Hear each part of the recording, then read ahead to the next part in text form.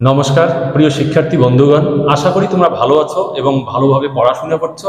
তোমাদের বিভিন্নভাবে প্রশ্নের উত্তর জানতে চাওয়া, কমেন্ট করা, এগুলোর থেকে আমি স্পষ্টই বুঝতে পারছি। তো আমি তোমাদের সাফল্য কামনা করছি, তোমরা এগিয়ে যাও।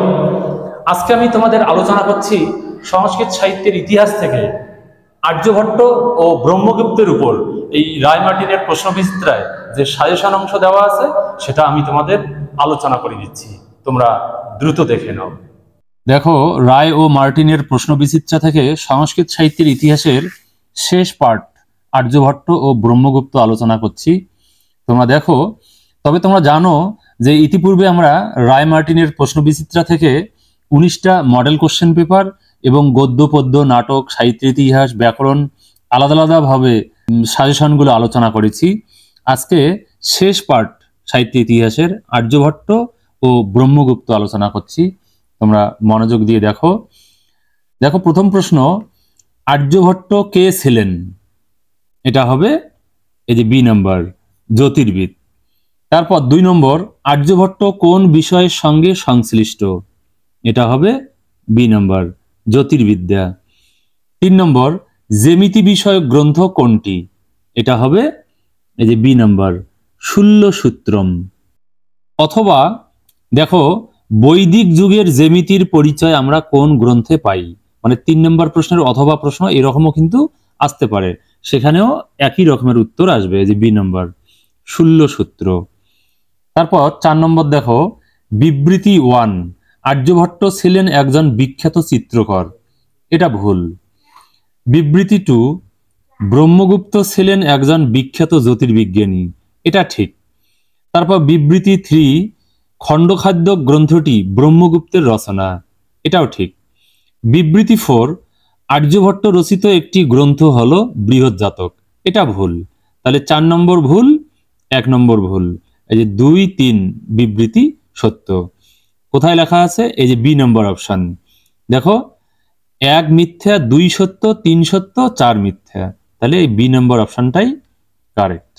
তারপর 5 নম্বর প্রশ্ন দেখো, ধনাত্মক ও ঋণাত্মক রাশিদ্বয়ের গুণফল ড্যাশ। এটা কি হবে? এই সি নম্বর, ঋণাত্মক। তারপর 6 নম্বর, ব্রহ্মগুপ্ত রচিত একটি গ্রন্থ হলো, এটা অবশ্যই হবে এ নম্বর অপশন, ব্রহ্মস্ফুট সিদ্ধান্ত। তারপর 7 নম্বর, গুপ্ত যুগের নিউটন বলা হয় কাকে? এটা হবে বি নম্বর, আর্যভট্টকে। তারপর 8, ব্রহ্মস্ফুট সিদ্ধান্তের কততম অধ্যায়ে পাটিগণিতের আলোচনা আছে? এটা হবে সি নম্বর, 12তম অধ্যায়ে। 9 নম্বর, ব্রহ্মগুপ্ত সুপ্রসিদ্ধ ড্যাশ আচার্য। শূন্যস্থানে কি হবে? এই যে ডি নম্বর, বীজগণিত আচার্য। 10, অক্ষরের দ্বারা সংখ্যা প্রকাশ করেছিলেন। এটা হবে এই সি নম্বর, আর্যভট্ট। 11, সিদ্ধান্ত জ্যোতিষ বিষয়ে আর্যভট্ট রচিত গ্রন্থের সংখ্যা কয়টি? এটা হবে এ নাম্বার, 2টি। 12, ব্রহ্মস্ফুট সিদ্ধান্ত গ্রন্থটি টিকা রচনা করেন। এটা হবে সি নাম্বার, পৃথুদক স্বামী। 13, আর্যভট্ট কোথায় জন্মগ্রহণ করেন? এটা হবে সি নাম্বার, পাটলিপুত্র। 14, আর্যভট্টের আবির্ভাব কাল।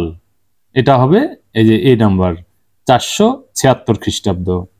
15 নম্বর, পৃথিবী যে গোলাকার তার উল্লেখ পাওয়া যায় কোথায়? এটা হবে এ নাম্বার অপশন, গোলপাদে। তারপর দেখো 16 নম্বর, প্রাচীন ভারতীয় জ্যোতির্বিজ্ঞানের ইতিহাসে এক অসামান্য প্রতিভা ছিলেন তিনি। আর্যভট্টীয় দশগীতিকা সূত্র এবং আর্যাষ্ট শতক এর মতো জ্যোতির্বিদ্যা ও গণিত সংক্রান্ত গ্রন্থগুলি তারই রচনা। ইনি কে? এটা হবে এই যে বি নম্বর, প্রথম আর্যভট্ট অথবা আর্যভট্ট। 17, আর্য মহাসিদ্ধান্ত গ্রন্থটির রচয়িতা কে? এটা হবে ডি নম্বর, আর্যভট্ট। তারপর 18, কোন গ্রন্থে পৃথিবীর ঘূর্ণন সংক্রান্ত মতবাদ প্রথম প্রকাশিত হয়? এটা হবে এই যে ডি নম্বর, আর্যভট্টীয়। 19, আর্যভট্টিয়ম গ্রন্থে শ্লোক আছে ড্যাশ, কতটি শ্লোক আছে? এই যে বি নাম্বার 121টি। 20 ব্রহ্মস্ফুট সিদ্ধান্ত গ্রন্থটির অধ্যায় সংখ্যা হলো, এটা হবে সি নাম্বার 24টি। তারপর 21 খণ্ডখাদ্য গ্রন্থটি কয়টি অংশে বিভক্ত? এটা হবে এ নাম্বার 2টি। তারপর 22 নম্বর ভারতীয় জ্যোতিষীরা কয়টি গ্রহ স্বীকার করেন? এটা হবে এ নাম্বার 9টি। 23 আর্যাষ্ট শতক গ্রন্থটি কয়টি পরিচ্ছেদে বিভক্ত? এটা হবে বি নাম্বার 3টি। 24 বৈদিক সাহিত্যের কোন অংশে প্রাচীন গাণিতিক পদ্ধতির উল্লেখ আছে? এটা হবে ডি নাম্বার শূল্যসূত্রে। 25 ফলিত জ্যোতিষের কোন শাখায় সাধারণ জ্যোতিষবিদ্যা আলোচিত হয়েছে? এটা হবে এ নাম্বার সংহিতা শাখায়। তারপর দেখো 26 ভারতীয় জ্যোতিষশাস্ত্র কয়টি ধারায় বিভক্ত? এটা হবে এ নাম্বার 3টি। 27 জ্যোতিষশাস্ত্রের অপর নাম কি? এটা হবে সি নাম্বার ফলিত জ্যোতিষ। এরপর আমরা পরের পেজে যাচ্ছি 28 নম্বর প্রশ্নে। দেখো গণিত শাস্ত্রের দুটি প্রধান শাখা কি কি? এটা হবে এ নাম্বার সংখ্যা গণিত ও আকৃতি গণিত। 29 আর্যাষ্ট শতক এর বিষয়বস্তু কি? দেখো এটা হবে সি নাম্বার পাটিগণিত বিষয়ক। 30 আর্যভট্ট রচিত গ্রন্থের সংখ্যা ড্যাশ কয়টি? এ নাম্বার 2টি। 31 আর্যভট্ট বিরচিত দশগীতিকা সূত্র গ্রন্থের আলোচ্য বিষয়বস্তু কি? এটা হবে এ নাম্বার জ্যোতির্বিদ্যা বিষয়ক গুরুত্বপূর্ণ সংজ্ঞা। 32 আর্যভট্ট প্রথম আবিষ্কার করেছিলেন, এটা হবে এ নাম্বারটাই পৃথিবী সূর্যের চারিদিকে পরিভ্রমণ করে। তারপর 33 আর্যভট্টীয় গ্রন্থটি কোন বিষয়ক? এটা হবে সি নাম্বার সিদ্ধান্ত জ্যোতিষ বা গণিত জ্যোতিষ। 34 লাটদেব প্রথম ভাস্কর এবং লল্ল কি জন্য বিখ্যাত? এটা হবে আর্যভট্টের টিকাকার, এই যে ডি নাম্বার অপশন। তারপর 35 প্রথম কলিযুগের আরম্ভকাল কে নির্ণয় করেন?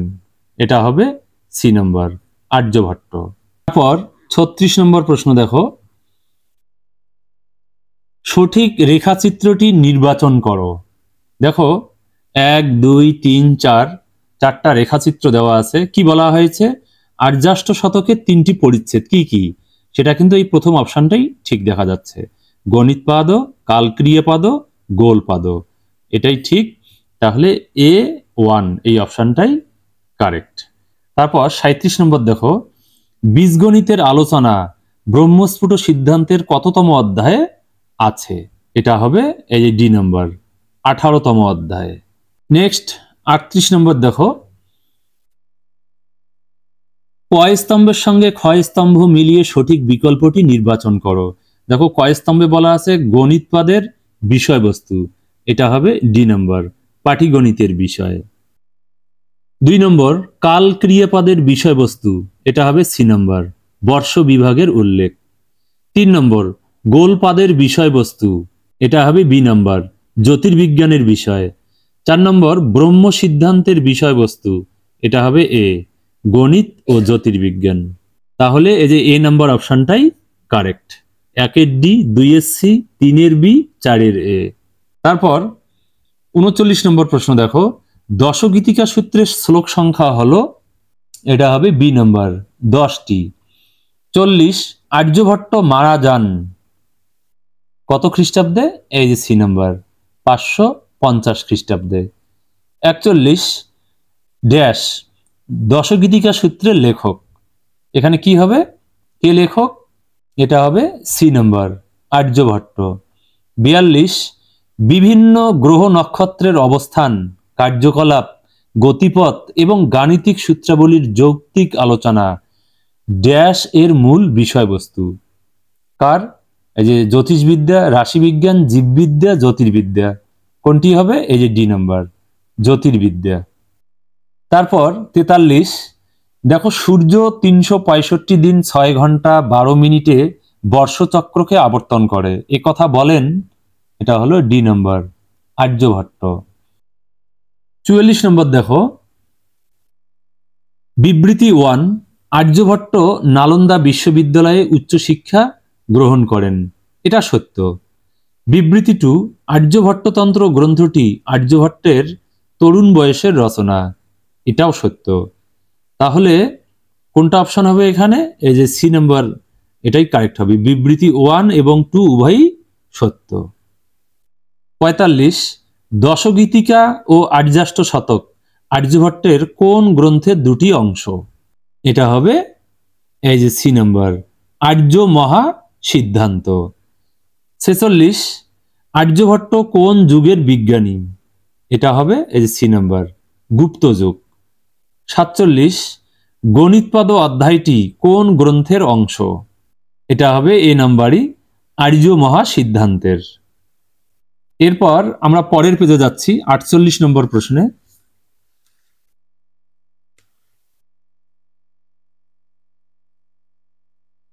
দেখো, আল জাফরি কর্তৃক অনুদিত ব্রহ্মস্ফুট সিদ্ধান্ত গ্রন্থটির আরবি অনুবাদটি কি নামে পরিচিত? এটা হবে এ নাম্বার, সিন্ধ হিন্দ। 49, ব্রহ্ম সিদ্ধান্ত ও সাকল্য সিদ্ধান্তকে কেন্দ্র করে রচিত গ্রন্থটি হলো, এটা হবে যে বি নাম্বার, ব্রহ্মস্ফুট সিদ্ধান্ত। 50, খণ্ডখাদ্য গ্রন্থের একজন টিকাকার হলেন, এটা হবে বি নাম্বার, ভট্টোৎপল। 51, ধনাত্মক ও ঋণাত্মক রাশির আলোচনা পাওয়া যায় কার গ্রন্থে? এটা হবে এই যে ডি নাম্বার, ব্রহ্মগুপ্তের। 52, ব্রহ্মগুপ্তের পিতার নাম? এটা হবে বি নাম্বার, জিষ্ণু, বা কোথাও জিষ্ণু গুপ্তও লেখা আছে। 53, দেখো, বিবৃতি এ, আর্যভট্ট প্রাচীন ভারতীয় সিদ্ধান্ত জ্যোতির্বিদ্যার প্রকৃত প্রতিষ্ঠাতা, এটা ঠিক। কারণ আর চন্দ্রগ্রহণ ও সূর্যগ্রহণের প্রকৃত কারণ তিনি প্রথম নির্দেশ করেন, এটাও সত্য। তাহলে এই এ নাম্বার অপশনটাই কারেক্ট হবে। এ ও আর উভয়ই সঠিক এবং আর হলো এ এর সঠিক ব্যাখ্যা। তারপর 54 নম্বর দেখো, বিবৃতি এ, ব্রহ্মগুপ্ত বীজগণিত আচার্য নামে পরিচিত, এটা সত্য। কারণ আর বীজগণিতের ধনাত্মক ও ঋণাত্মক রাশি ও তার প্রয়োগ সম্পর্কিত আলোচনা ব্রহ্মগুপ্তের গ্রন্থে লিপিবদ্ধ এবং আর হলো এর সঠিক কারণ। কোথায় লেখা আছে? এ নম্বর অপশন। দেখো, এ ও আর উভয়ই সঠিক এবং আর হলো এর সঠিক ব্যাখ্যা। তারপর 55 নম্বর দেখো, ব্রহ্মস্ফুট সিদ্ধান্তের আর্যা সংখ্যা হলো, এটা হবে এই যে সি নাম্বার, 1000টি। তবে মতান্তরে 1008ও হয়, কিন্তু সেটা এখানে দেওয়া নেই। যদি 1008 থাকে, হ্যাঁ, 1000 না থাকে, তাহলে 1008টাই কারেক্ট হবে। তারপর 56 দেখো, ব্রহ্মগুপ্ত ড্যাশ খ্রিস্টাব্দে জন্মগ্রহণ করেন, এটা হবে এই যে বি নম্বর, 598। তারপর 57 নম্বর দেখো, আর্যভটীয় গ্রন্থটি ড্যাশ খ্রিস্টাব্দে লেখা হয়, এটা হবে সি নাম্বার, 499। 58, ব্রহ্মস্ফুট সিদ্ধান্ত রচিত হয় ড্যাশ খ্রিস্টাব্দে, এটা হবে ডি নম্বর, 628 খ্রিস্টাব্দে। 59, কালক্রিয়াপাদ অনুসারে একদিন সমান সমান কত নারী? এটা হবে এই যে বি নাম্বার, 60। 60 নম্বর প্রশ্ন দেখো, আল জাফরি কর্তৃক অনুদিত খণ্ডখাদ্য গ্রন্থটির আরবি অনুবাদ কি নামে পরিচিত? এটা হবে এ নাম্বার, অলকন্দ। 61, সঠিক রেখাচিত্রটি নির্বাচন করো। দেখো, 1 2 3 4, 4টি রেখাচিত্র আছে, তার মধ্যে কোনটি সঠিক হবে? এটা হবে 3 নম্বর। দেখো, খণ্ডখাদ্যকে দুটি ভাগ, মূল খণ্ডখাদ্য, উত্তর খণ্ডখাদ্য, এই 3 নম্বর, অর্থাৎ এই যে সি নম্বরটাই কারেক্ট হবে। তারপর 62 নম্বর দেখো, আর্যভট্টের মতানুসারে সূর্যপথ থেকে চন্দ্রের সর্বাপেক্ষা বিচ্যুতি হলো, এটা হবে বি নম্বর। 63 আর্যভট্টিয়ম গ্রন্থটি ড্যাশ রচিত, এটা হবে বি নম্বর শ্লোকে। 64 আর্যভট্টের মতে ব্যাস ও পরিধির অনুপাত কত ছিল, এটা জানো, এই যে ডি নম্বর 22:7। তারপর 65 আর্যভট্টীয় গ্রন্থটির টিকাকার হলেন 1 নম্বর ভাস্কর, এটা ঠিক। 2 নম্বর নীলকণ্ঠ, এটাও ঠিক। 3 নম্বর সোমযাজী, এটাও ঠিক। 4 নম্বর চক্রপাণি দত্ত, এটা ভুল। তাহলে বি নম্বর অপশনটা কারেক্ট হচ্ছে। 1, 2, 3 সঠিক এবং 4 ভুল। তারপর 66 দেখো, পাইয়ের মান ও ত্রিভুজের আয়তন নির্ণায়ক গ্রন্থটি হলো, এটা হবে ডি নম্বর আর্যভট্টীয়। 67 দেখো, বিবৃতি এ আর্যভট্টের গ্রন্থগুলি আর্য দিয়ে আরম্ভ, এটা ঠিক। তারপর কারণ আর আর্য শব্দটির দ্বারা গ্রন্থ প্রণেতা আর্যভট্টকে নির্দেশ করে, এটাও ঠিক। তাহলে এই যে এ নম্বর অপশনটা কারেক্ট হবে। এ ও আর উভয় সঠিক এবং আর হলো এ এর সঠিক ব্যাখ্যা। তারপর 68 দেখো, গ্রহের অবস্থান অনুযায়ী মানুষের ভাগ্যের শুভাশুভ নির্ণয় করা হয়েছে কোন জ্যোতিষশাস্ত্রে, এটা হবে এ নম্বর ফলিত জ্যোতিষশাস্ত্রে। 69 গণিত জ্যোতিষ বা সিদ্ধান্ত জ্যোতিষ কার অপর নাম, এটা হবে বি জ্যোতির্বিদদের। 70 আর্য মহাসিদ্ধান্তের বিষয়বস্তু হলো, এটা হবে এই যে বি নাম্বার সূর্যগ্রহণ এবং চন্দ্রগ্রহণ সংক্রান্ত ব্যাখ্যা। তারপর 71 নম্বর প্রশ্ন দেখো, গুপ্ত যুগে পাটনার কাছে ড্যাশ নামক গ্রামে আর্যভট্টের জন্ম হয়, এটা হবে এই যে ডি নম্বর কুসুমপুর। 72 দেখো, গ্রিক ঐতিহাসিকদের বিবরণে আর্যভট্ট ড্যাশ নামে পরিচিত, এটা হবে এ নম্বর অর্দুবেরিয়াস। 73 নম্বর প্রশ্ন, একদম শেষ প্রশ্ন এটা, কার নামানুসারে ভারতের প্রথম কৃত্রিম উপগ্রহের নাম রাখা হয়, এটা হবে এ নাম্বার আর্যভট্ট। তো বন্ধুরা, রায়মার্টিনের প্রশ্ন বিচিত্রা থেকে আর্যভট্ট ও ব্রহ্মগুপ্তের উপর যে সাজেশন দেওয়া হয়েছে তা সম্পূর্ণ আলোচিত হলো। তোমাদের কেমন লাগলো এবং তোমাদের এখন আর কি কি প্রয়োজন তোমরা সবকিছু আমাকে কমেন্টে জানাবে। আজকের আলোচনা এখানেই শেষ করছি। তোমরা ভালো থাকো, সুস্থ থাকো, ধন্যবাদ।